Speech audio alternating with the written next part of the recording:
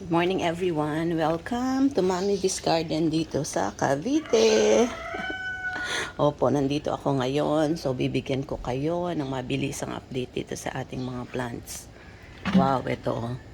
Nakakatuwa na mulaklak na ang ating snake plant. Diba? Ang ganda oh. Pag stress daw ang mga snake plants, tapos sobrang old na nila, namumulaklak yung mga iba.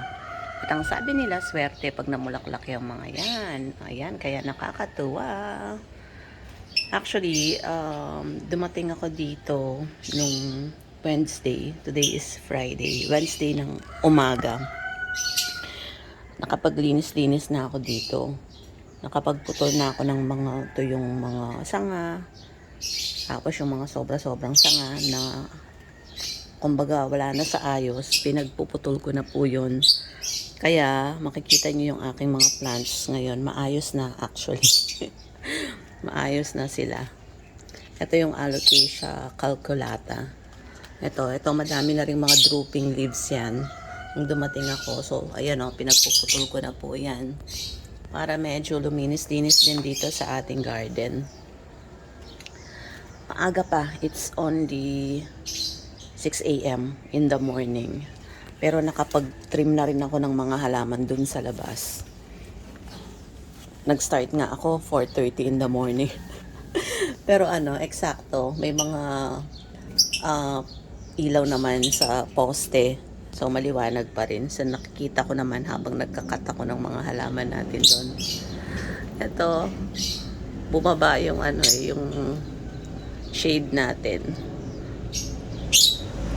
Pero okay lang. Maganda tong shade na nabili ko eh. Nabili ko to sa Lazada at sobrang nagustuhan ko siya. Kasi matagal na to. I think mga 2 years or over 2 years na. Pero maganda talaga yung quality niya, makapal. Ayan ang ating mga pearl max. Ayan ang ating mga na-propagate na pearl max. May isa pa akong namumulaklak na halaman itong ating peace lily. Oh, diba? Napakaganda niya oh. Ayan. Ito, tinanggalan ko na rin yan ng mga sira-sirang dahon nung isang araw. Tapos, ito ang ating mga aglonema. Ayan, yung mga aglonema natin. Yung mga pots dyan, tinanggalan ko na rin yan ng mga damo-damo. Ayan. Ito yung gusto kong dalhin sa Pampanga na mga lemon lime rubber plant na hindi pa namin madala, hindi pa namin mapagkasya ni Daddy June sa sasakyan. Ayan mga lininis-linis ko na po ang ating mga halaman dito. Ito yung ating Melanie. Madami na ako nabawas sa mga plants natin dito. Pero syempre, yung mga plants, tuloy-tuloy yung paglaki nyo tuloy-tuloy yung paglago. Kaya, madami pa rin silang tignan. Ayan, silom. Ayan, so kung mapapansin nyo talagang malinis na sila, oh. Yung mga natitirang damo, konting-konti na lang. Kasi yan po talaga yung ginagawa ko pag nandito ako. Hindi pwedeng hindi natin ayusin yung ating mga plants. Hindi pwedeng pabayaan. Si Kuya, dinidiligan niya tong mga to pag wala ako.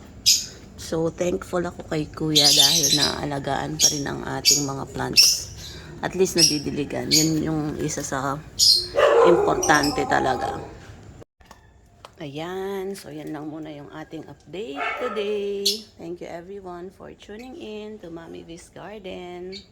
Have a blessed day everyone. Bye-bye.